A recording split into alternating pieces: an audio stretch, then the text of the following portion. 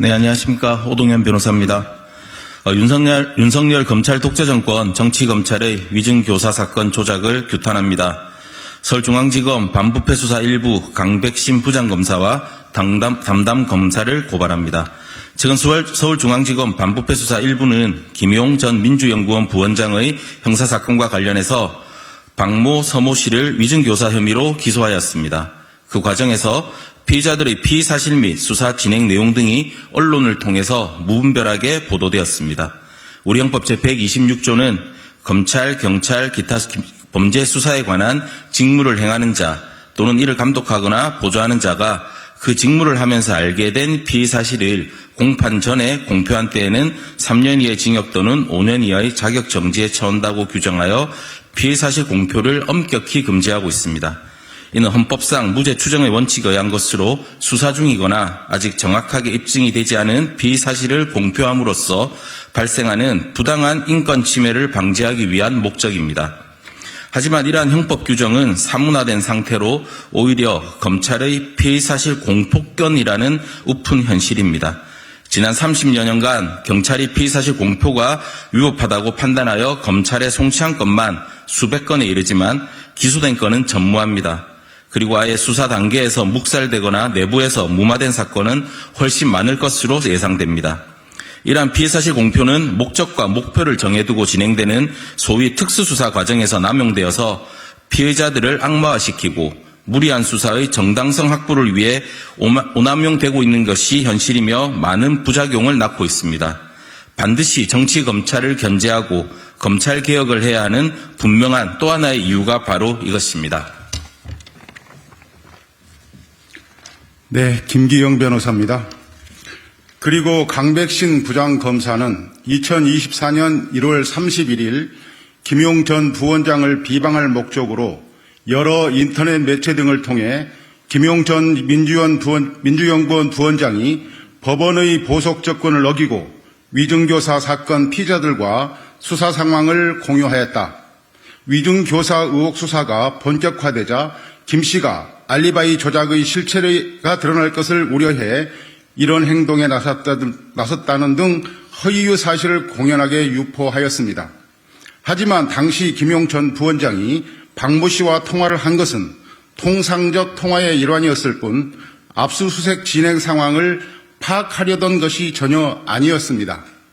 그리고 김용 전 부원장이 보석 조건을 어기고 피의자들과 수사 상황을 공유한 사실 역시 전혀 없고 당시는 박모 씨와 서모 씨가 위증교사 혐의로 입건되거나 수사를 받기도 전이었습니다. 이에 저희는 강백신 부장검사와 담당 검사들을 피의사실 공표죄와 허위사실 유포에 의한 명예훼손 혐의로 공수처에 고발하였습니다. 이에 공수처는 지체 없이 두 사람에 대한 수사에 착수해 정치검찰의 조작수사를 통한 선거 개입과 민주주의의 소중한 가치를 모욕하는 형태의 경종을 울려주길 바라며 이 땅에서 두 번 다시 타락한 정치검사들에 의한 국기문란 행위가 반복되지 않도록 엄벌에 처해 주시기 바랍니다. 감사합니다. 검사 탄핵 관련해서 또 말씀드리면은 검사들이 정치질하는 이 나쁜 행태를 바로잡을 수 있는 국회가 할 수 있는 유일한 수단이 검사 탄핵입니다. 네. 지금 검사들이 아무리 나쁜 짓을 해도 아까 말씀드렸다시피 피의사실 공표를 아무리 해도 한 번도 기소가 안 되고 결과도 처벌이 안 됐다는 것이죠.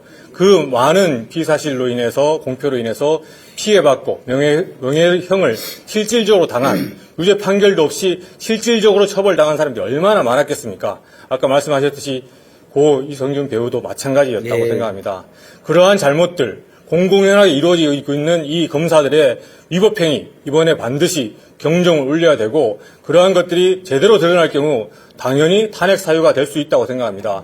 국민들의 기본권을 보장하고 존중하는 것이 인권보호기관으로서 검찰인데 오히려 그 수사권을 악용해서 국민들의 기본권을 해친다.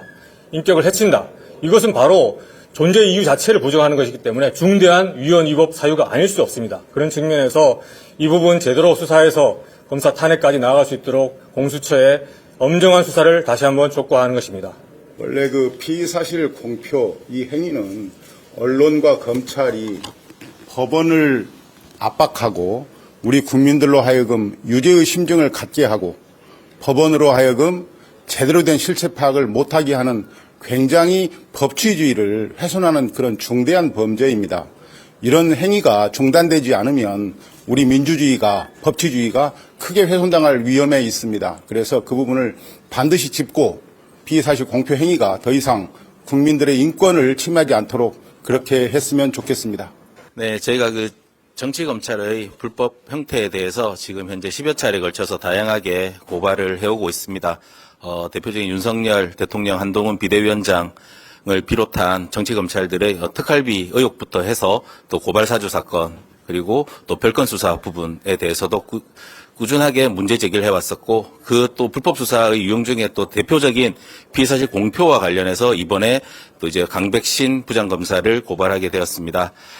누누이 말씀드렸지만 저희가 그 수차례에 걸쳐서 정치검찰들의 선거 개입을 막고 선거 개입을 중단하라고 수차례 얘기를 했지만 지금 또 계속해서 선거가 다가올수록 정치검찰들의 선거 개입이 더 날로 더 심해지고 더 노골적으로 선거 개입을 하고 있습니다.